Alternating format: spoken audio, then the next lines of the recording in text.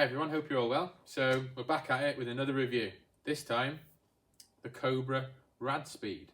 So they do 3 different heads. They've got the Radspeed, the Radspeed XB, and also the Radspeed XD, which is a draw type driver for golfers who tend to lose the ball a little bit out to the right, perhaps slice it or block it, helps them square up that club face with a little bit of heel weighting. In this particular one that I'll be doing the review with today, the Radspeed, we've got 2 different weights here, and we can actually alter them from a heavier weight, which is 12 grams, to a slightly lighter weight here, which is 2 grams. If I put that heavier weight at the front of the sole, that'll decrease the amount of backspin that I'm going to create and help me create a more penetrating ball flight perhaps. If I pop it at the back there, it's going to increase that spin and help me get it up in the air. So just like before, we're going to get into that simulator room, get some numbers, I'll relay them to you and give you some feedback on the looks, feel, sound and performance. And if you've got any questions or anything, pop them in the comment section below and I'll be sure to get back to you. Thanks. Okay, so here we are in the skytrak simulator room and I've got the Cobra RAD Speed all set up here. So got the weight at the front, the heavier weight, 12 gram, 2 gram at the back. So it is going to promote that slightly lower spin in flight, so it'll be interesting to see what happens initially. I have actually changed it just after hitting a couple of balls. I've put it up to, it's gone from 9 degrees to 10 degrees. So let's give it a few hits and see how we get on.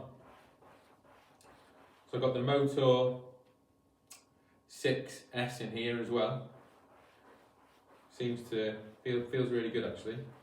Let's see how we get on.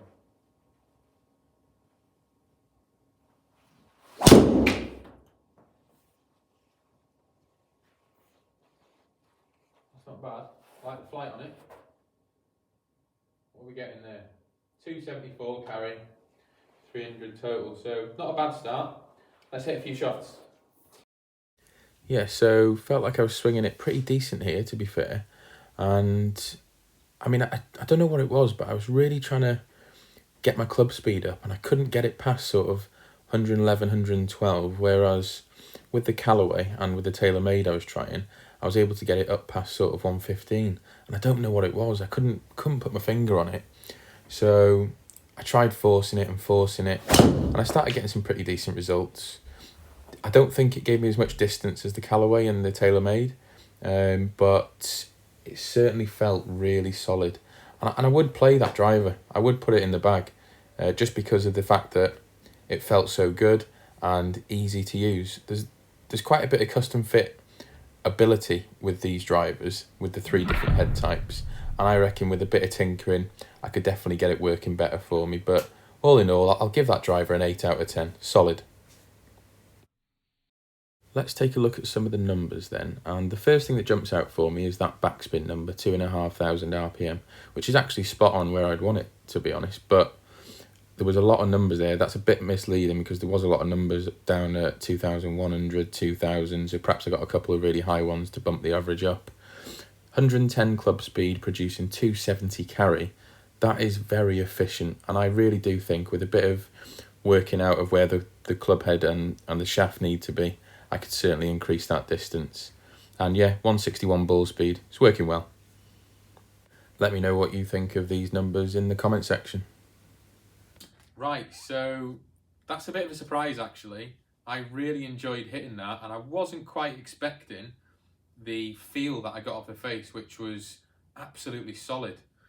For me, that green, black and white finish probably isn't to my particular taste, but I know that is the Cobra way really. It's a bit in your face and a lot of people love that. What I do like is the way it sits behind the ball, that matte finish on this particular model I really like. The Speed XB and the Speed XD have got that chrome finish, which again is fine. I don't mind it, but I love that matte.